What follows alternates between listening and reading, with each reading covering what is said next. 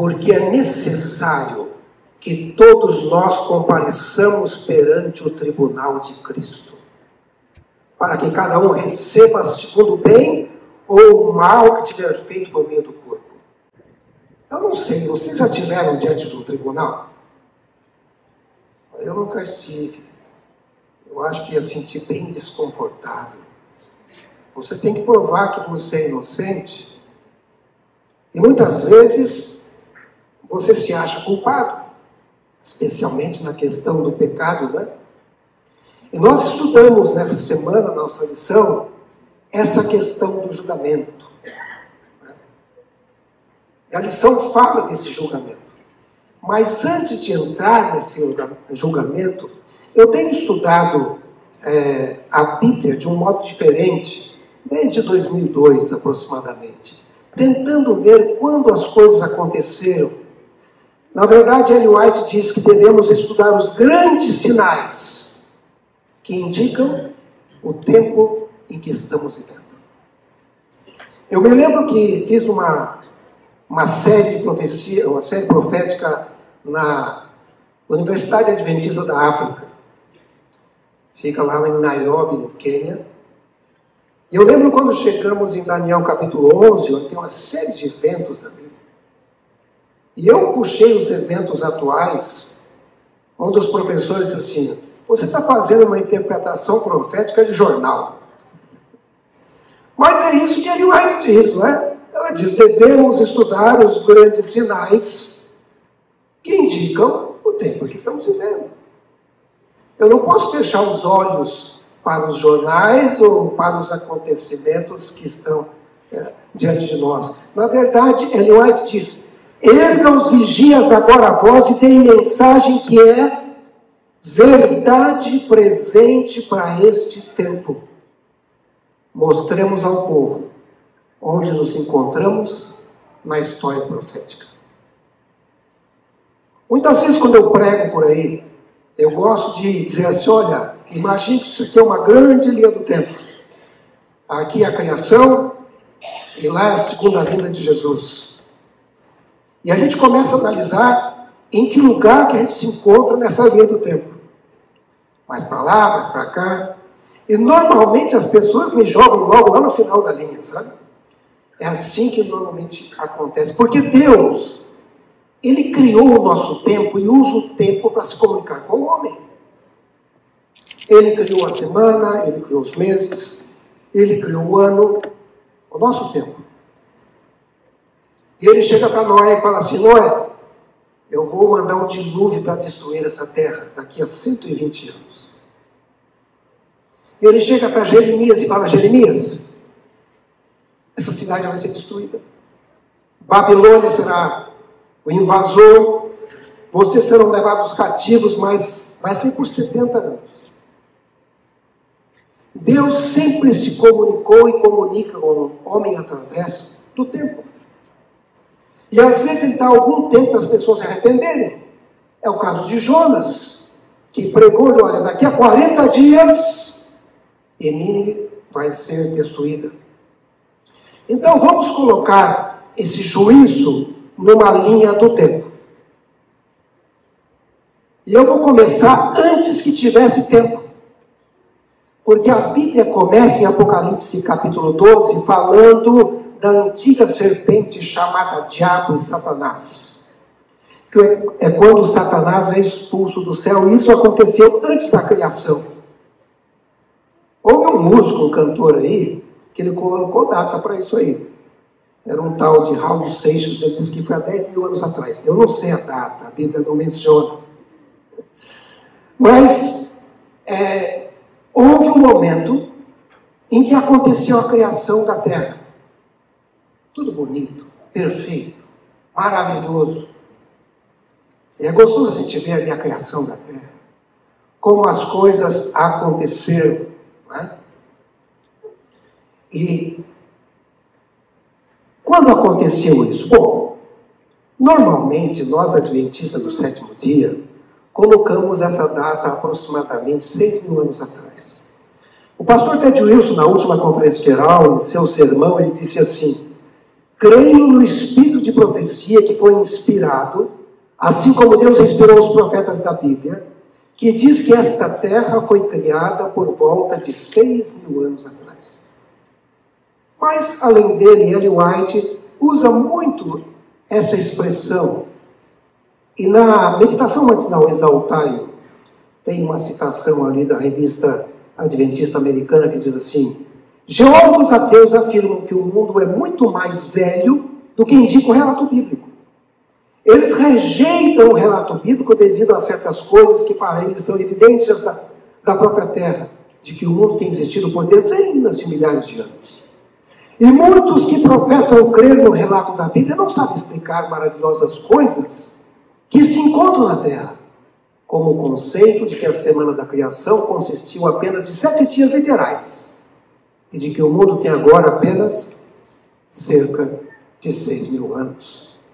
Então, nós temos a criação da Terra aí aproximadamente 6.000 anos atrás, de acordo com Ellen White. Mas houve um momento que aconteceu o pecado.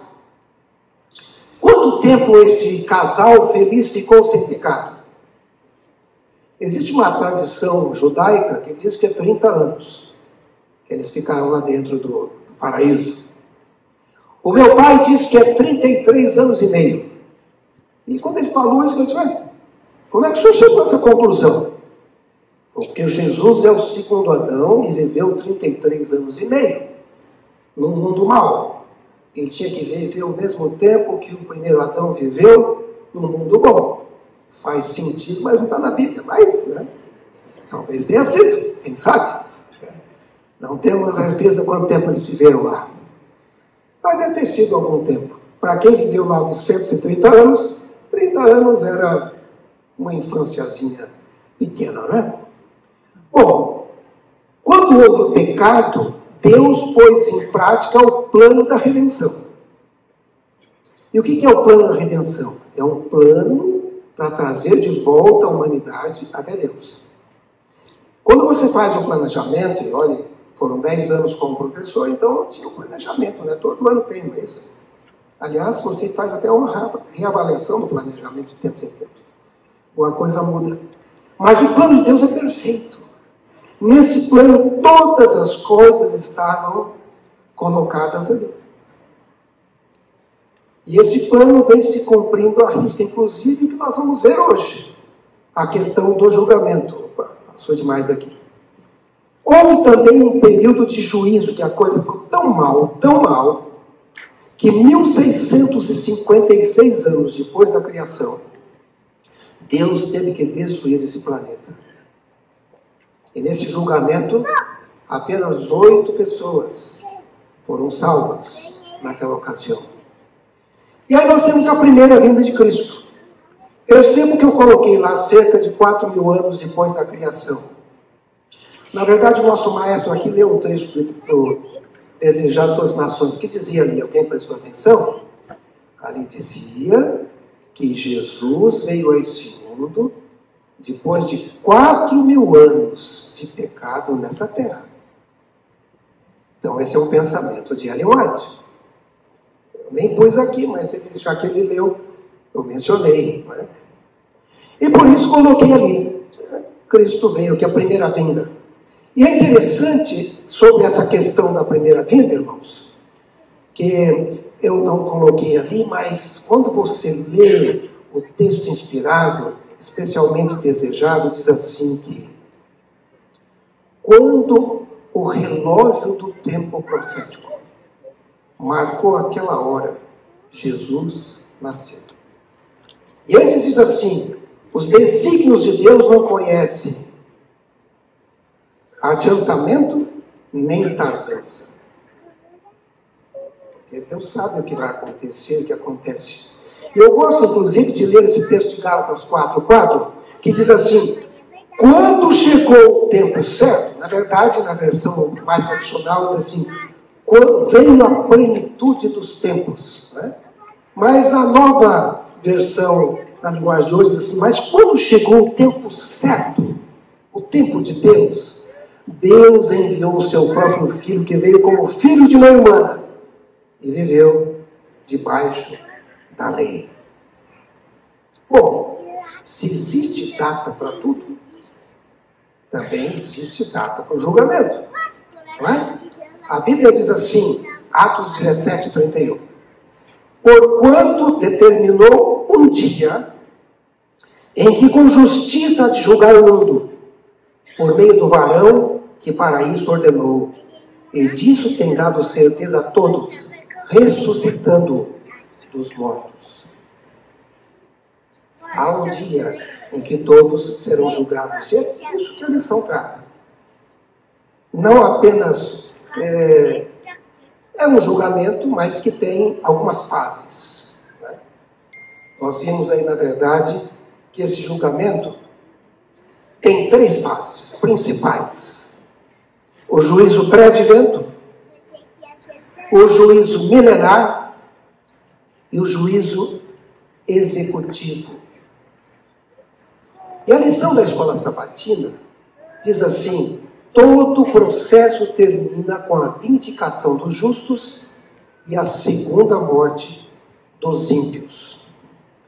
É importante a gente saber que Daniel, que fala desse julgamento, em Daniel capítulo 7, Daniel capítulo 8, Daniel capítulo 9, ele diz que esse julgamento é a favor dos santos. Então, se você é santo ou separado por Deus, não é para ter medo. É para estar feliz. Daniel diz assim: até que o ancião veio e me pronunciou a sentença a favor dos santos do Altíssimo. Se considerem santo do Altíssimo, porque vocês fazem parte do povo de Deus. E chegou a hora de eles tomarem a posse do reino. Na verdade, essa palavra chegou a hora, essas palavras estão na minha mente soando, né? Eu até tenho um canal no YouTube chamado Chegou a Hora, porque acredito que chegou a hora. Estamos vivendo em momentos solenes. Uma coisa interessante que a lição traz são os textos de Mateus 25, 31 a 46. Eu não vou ler todos os textos porque vocês já leram. Mas considerem comigo, fala sobre o julgamento.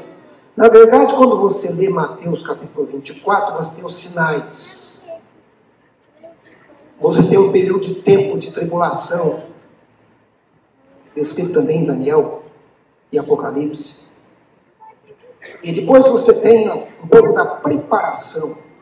São as parábolas que aparecem em Mateus 25. E ali diz: quando o Filho do Homem vier em sua glória, com todos os anjos, assentar-se-á em seu trono na glória celestiais. Todas as nações serão reunidas diante dele. E ele separará uma das outras, como o pastor separa as ovelhas dos bodes. E aí continua dizendo: e colocará as ovelhas à sua direita e os bodes à sua esquerda. Então o rei dirá aos que tiverem à direita: venham, benditos de meu Pai, recebam como herança o reino que lhes foi preparado desde a criação do mundo. Agora é o momento de escolher se você quer ser ovelha ou se você quer ser bode. Ainda dá tempo de escolher. Não é? E é importante a gente pensar nisso. Porque ele vai dizer para os salvos essa frase maravilhosa. Mas para os bodes ele vai dizer: afastai vocês que praticam o quê? A iniquidade. Frase dura de se ouvir, né? Então, se ele, quando vier na sua glória, ele vai separar os bodes das ovelhas, é porque ele já vai saber quem é ovelha e quem é bode.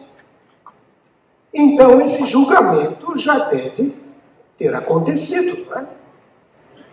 Quando ele vier. E há também aquele que julga. Está em João 5, 21 e 29, diz assim: da mesma forma que o Pai ressuscita os mortos e lhes dá vida, o Filho também dá vida a quem ele quer dá-la. Além disso, o Pai a ninguém julga, mas confiou todo julgamento a quem? Interessante que o juiz é o Filho, é Jesus, mas ele também é o advogado. E ele também é o que pagou a fiança. É aquele que redime. Então, se você é amigo do juiz, amigo do advogado e amigo daquele que redime, ele precisa ter medo. Não é? A coisa vai dar certo. A coisa vai em frente. Na verdade, irmãos, esse julgamento, ele também é o julgamento do Pai. Deus está provando que ele estava certo e Satanás estava errado, ou está errado. Sempre esteve. E ele mesmo vai reconhecer isso quando houver o julgamento executivo. Né? Uma coisa importante para saber a respeito dessa questão do juízo, a gente tem que ter em mente que, e a lição menciona isso, somos salvos pela graça, pelo sangue de Jesus, derramado na cruz do Calvário. Somos justificados pela fé. Fé no sacrifício de Jesus, que é a fonte da graça. E julgados pelas obras. Ou seja, os que assim produzem boas obras, aceitam que os mandamentos de Deus sejam escritos no coração. A base do julgamento de Deus são os 10 mandamentos. Como é que é esse negócio de escrever os mandamentos no coração? Existem alguns mandamentos que já estão escritos no coração, de muita gente. Eu saí de manhã hoje, não sei me lembrar, olha, não mate ninguém hoje, hein? Você vai lá no RASP, mas não mate ninguém hoje, por favor, se controle. Não, porque esse mandamento do não matarás já está no meu coração. Eu não tenho essa compulsão para matar. Não é? Talvez alguns tenham a compulsão de tomar o nome de Deus em vão. Ele tem que se curar. Com o tempo isso vai se tornando natural para ele e fica normal. E assim é com cada mandamento, sabe? E quem consegue fazer essa transformação na nossa vida é o Espírito Santo, né? É o Espírito Santo. O texto da lição que é importante, hein? No fim, o juízo não é o momento em que Deus decide nos aceitar ou rejeitar, mas o momento em que Ele indica qual é a nossa escolha final. Se o aceitamos ou não. Uma escolha manifestada pelas nossas obras ao longo do tempo. A ovelha faz obras de ovelha. Come como ovelha, veste como ovelha, canta como ovelha, tem estilo de ovelha. Já o bode é diferente. Ele come como bode, se veste como bode. Vocês entenderam o que eu estou falando? O cristão tem que ter um estilo de vida cristão. E o estilo de vida cristão é olhar para o modelo, que é Jesus Cristo, e tentar copiar o máximo. Eu lembro de... Eu vi o nome de um livro, eu entrei lá numa livraria, falei, queria comprar um livro aqui, eu esqueci o nome. Falei, qual autor? Também não sei. Falei, mas o que fala? Eu acho que é a comida que Jesus comia. Falei, é mesmo? Esse livro, não, vamos olhar aqui. A livraria Saraiva, ele foi lá no computador, tentou achar alguma coisa parecida, e não é que tinha não, um negócio parecido lá, era um livro de regime. É impressionante.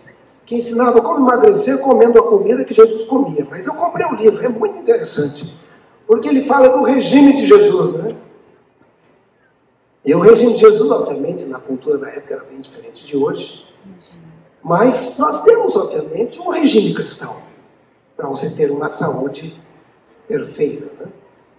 Bom, na parte inicial desses juízos, aparece o juízo pré-advento, que acontece lá no tribunal celestial. E a Bíblia descreve isso em Daniel capítulo 7, 9 a 14. Deixa eu ler para vocês. Enquanto eu olhava, isso é Daniel olhando, aí eu queria olhar também, viu? Todos foram postos no lugar. E o ancião se assentou, suas vestes eram branco como a neve, o cabelo era branco como a lã, seu trono ardia em fogo, e as rodas do trono estavam incandescentes. E saiu um rio de fogo diante dele. Milhares de milhares o serviam. Milhões e milhões estavam diante dele. O tribunal anunciou o julgamento e os livros foram abertos. Em Apocalipse capítulo 5, na verdade 4 e 5, João via a mesma coisa. esse trono, com Jesus ali, muito brilho. Aliás, João até amplia, diz que existe ali 24 anciãos.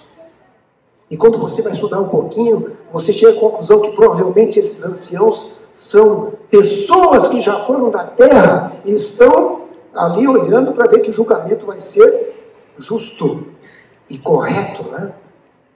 E nós temos na nossa linha do tempo todo esse planejamento. Olha que coisa interessante. Quando você estuda Daniel 8 e 9, você percebe que houve um período de 2.300 anos, que terminou em 1844. E esse período, várias coisas estavam determinadas. Vou dizer para vocês uma coisa: Jesus tinha tempo para nascer, Jesus tinha tempo para ser batizado, Jesus tinha tempo para morrer. Você se lembra que uma vez os discípulos falaram assim para Jesus: vamos para Jerusalém? Ele falou assim: minha hora não chegou ainda não. E depois, no outro momento, ele falou assim: vamos para Jerusalém. Ele falou assim: o pessoal vai matar o Senhor. Ele falou assim: chegou a hora. Ele tinha tempo para cada coisa. E Ellen White diz assim: quando se encerrar o juízo de investigação, Cristo virá e seu galardão estará com ele para dar a cada um segundo for a sua obra. Em 1844, mais precisamente no dia 22 de outubro, iniciou essa fase de julgamento. Eu não sei quem foi o primeiro a ser julgado. Talvez tenha sido Adão. Talvez tenha sido Abel, que foi o primeiro a morrer. Mas o fato é que desde 1844, Jesus, muitos seres celestiais, 24 anciãos, estão nesse trono que Daniel e João viu, olhando justamente esse julgamento, esse juízo. Então nós temos na nossa linha do tempo o início do julgamento investigativo em 1844 e vai até a volta de Jesus. Isso começou há 170 e tantos anos para trás. E nós estamos aqui em 2022. Vocês acham que esse negócio vai se prolongar mais tempo? Será que eu vou ser meio herege dizer que nós estamos muito próximos de encerrar esse julgamento? Com tantos sinais que estão se cumprindo? Mas o fato é que esse julgamento vai até a volta de Cristo. E a lição diz assim: se todos os seres humanos serão julgados, isso deve ocorrer antes de suas respectivas ressurreições, porque nelas elas receberão a recompensa final. E uma pergunta que veio na lição, diz assim: como o conhecimento de um juiz no céu, eu ainda poria um juízo iminente, deve impactar nossa maneira de viver? Eu escrevi um livro chamado Chegou a Hora, que é um livro que trata um pouco dessa linha do tempo. E alguns dizem assim: ei, você está marcando uma data para a volta de Jesus? Na verdade, não precisa marcar data nenhuma. Jesus já marcou uma data, embora ele não compartilhou conosco ainda. Mas Ellen White diz nos primeiros escritos que vai chegar o momento que até a data ele vai dizer. Ela diz que ele vai dizer o dia e a hora. Está em primeiros escritos e em testemunhos seletos. Então, eu posso dizer como o conhecimento de um juízo no céu iminente deve impactar nossa maneira de viver. E um detalhe: a data mais importante não é a data da volta de Jesus. A data mais importante é a data do meu julgamento. Porque pode ser hoje, pode ser amanhã, pode ser o mês que vem. Eu imagino que ainda não passou, pelo menos eu espero. E espero que meu advogado seja eficiente na data do meu julgamento. A outra data importante é a data da nossa morte, que eu também não quero saber, também não. Né? Porque morreu, selou. Né? Está resolvido o problema. Essas datas são mais importantes que a data da volta de Jesus. Na verdade, o mais importante é o preparo. Vejam quantos estudantes sabem a data do vestibular, mas não se preparam. O que acontece? Não passa. Então, o preparo é muito mais importante. E aí vem o juízo milenar, nesse tribunal celestial, que a Bíblia chama de milênio, não é?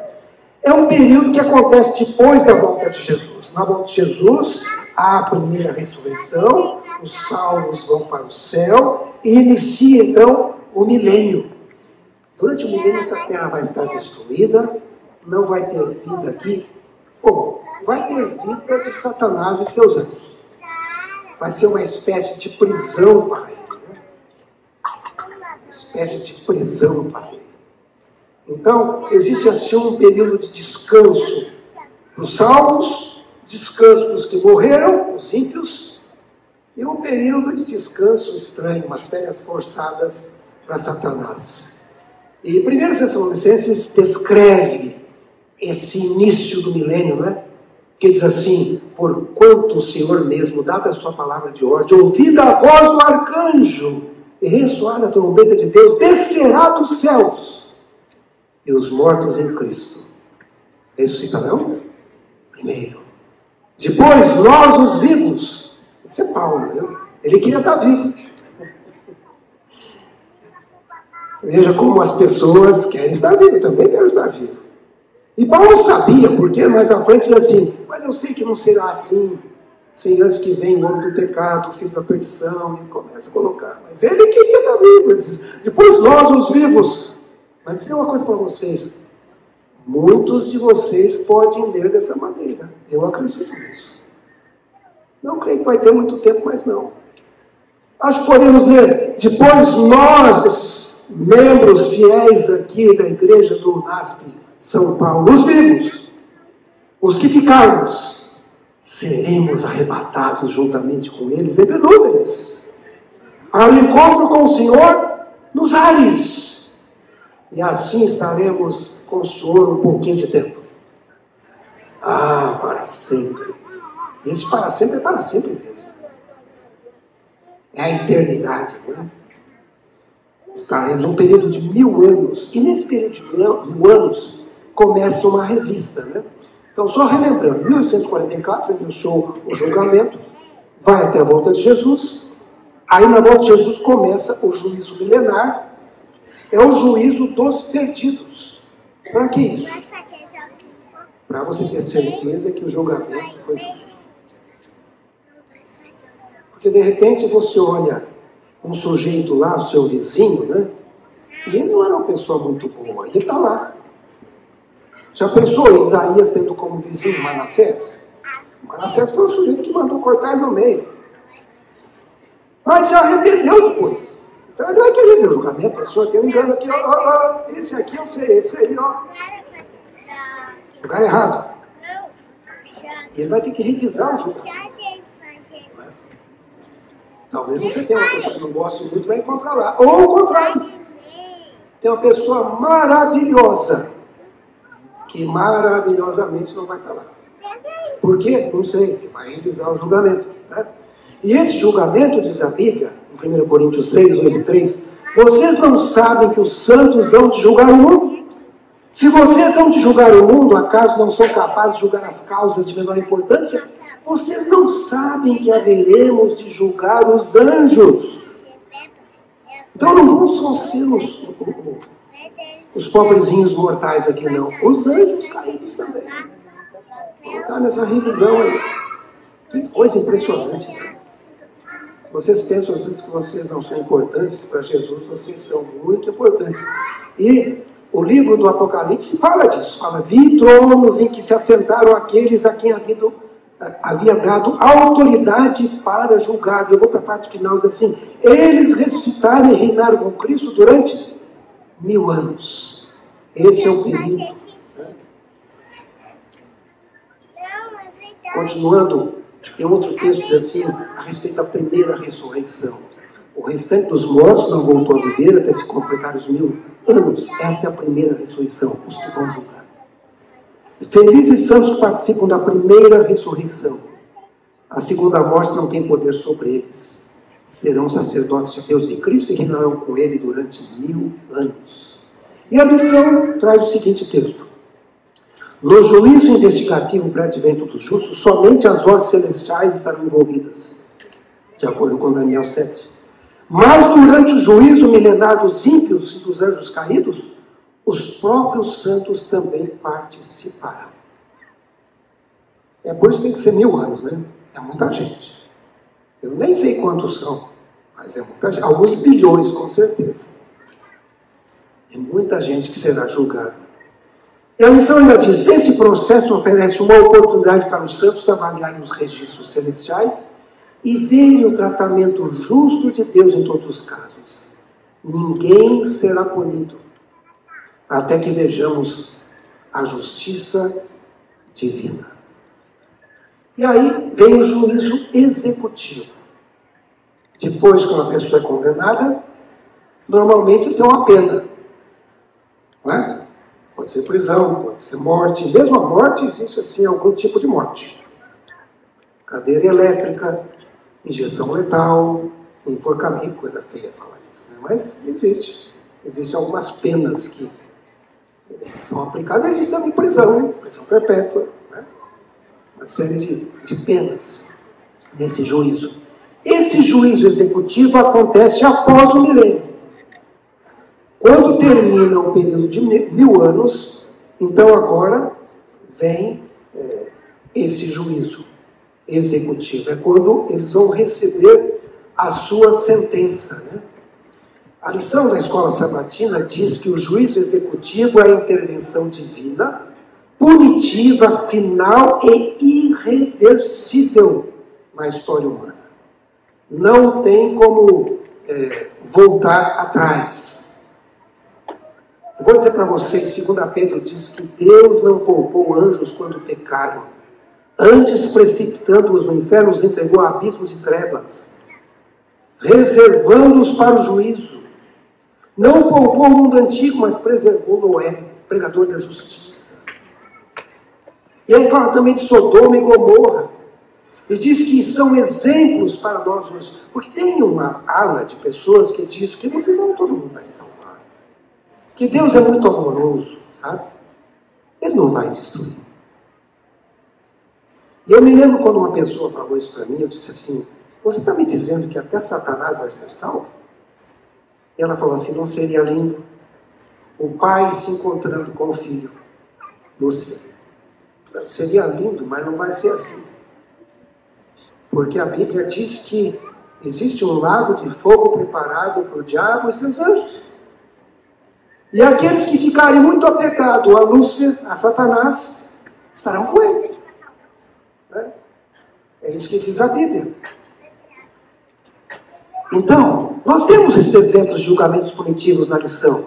A expulsão de Satanás e seus anjos, a expulsão de Adão e Eva no Éden, o dilúvio, a destruição de Sodoma e Gomorra. A gente fala Sodoma e Gomorra, mas foram 5 cidades, né? Adimá, Zoim e Zoar. Zeboim e Zoar. A morte dos primogênitos no Egito. Olha, não é surpresa que haverá punição para os ímpios. Nós, adventistas, temos estudado isso. Olha o que Ellen White diz. A bondade e a longa tolerância de Deus, sua paciência e misericórdia exercidas para com seus súditos, não impedirão de punir o pecador que se recusou a ser obediente aos seus requisitos.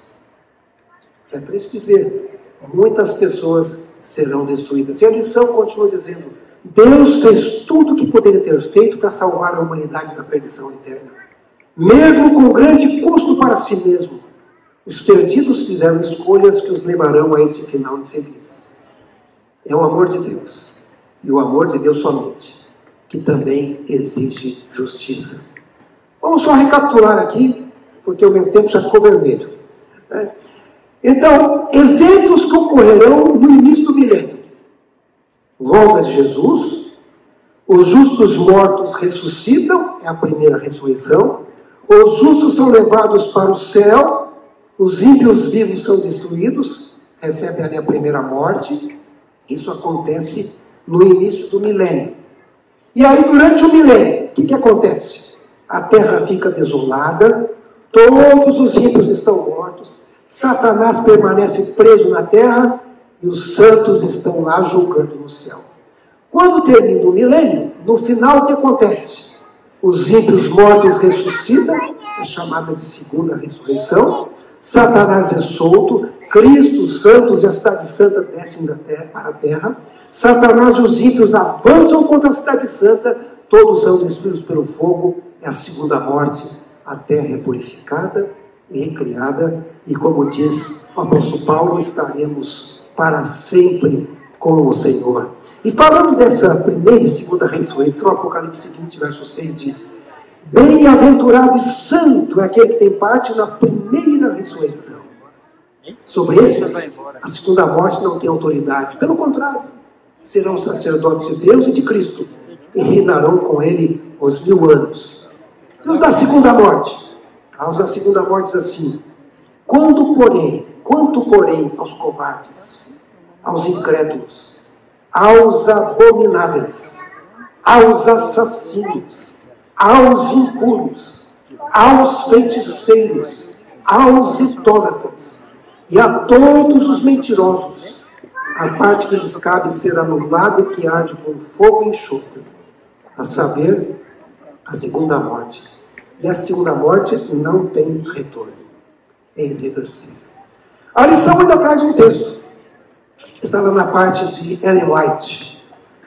Diz assim o texto, grande conflito: a obra de ruína de Satanás está terminada para sempre.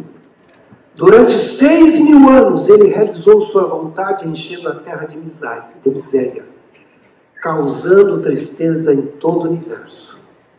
E agora as criaturas de Deus estão para sempre livres da presença do maligno e de suas tentações.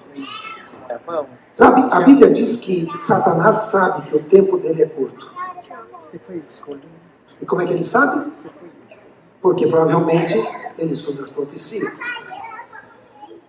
E através das profecias, nós podemos entender que esse período de pecado na terra terá uma duração limitada de 6.000 anos. E teremos um sábado de descanso no céu, que seria o 7º milênio. Vamos olhar aqui a nossa linha do tempo? Então temos a volta de Jesus, o milênio, a cidade santa desce, os ímpios são destruídos, a terra é recriada e nós viveremos para sempre com o Senhor aqui na terra. Eu gosto muito de ler o trecho final de Apocalipse, que diz assim, permite encerrar com esse texto. Então me mostrou o rio da água da vida, brilhante como cristal, que sai do trono de Deus no Cordeiro. No meio da sua praça, de uma a outra margem do rio, está a árvore da vida, que produz 12 frutos, dando seu fruto de mês em mês, e as folhas das árvores são para a cura dos povos. Nunca mais haverá qualquer maldição. Nele estará o trono de Deus e o Cordeiro. Os seus servos o servirão. Contemplarão a sua face, e na sua fronte estará o nome dele. Então já não haverá noite, nem precisam eles de luz, de candeia, nem da luz do sol, porque o Senhor Deus brilhará sobre eles e reinarão pelos séculos dos séculos. Que promessa maravilhosa! Não é para ter medo do juízo, nem dos sinais. Na verdade, o livro de Lucas diz: ora, ao começarem a acontecer essas coisas, o que tem que fazer? Levantai as vossas cabeças, porque a vossa redenção se aproxima. É momento de alegria e de felicidade. Nós estamos vivendo a época mais importante desse planeta. O fim da linha do tempo. Sabe que igreja que pertence no Apocalipse nesse tempo? Laodiceia. A igreja do julgamento. Não tem Laodiceia o retorno. Termina aqui mesmo. É a última igreja. E Deus ama demais vocês para deixar que vocês se percam. Ele fez um sacrifício tremendo.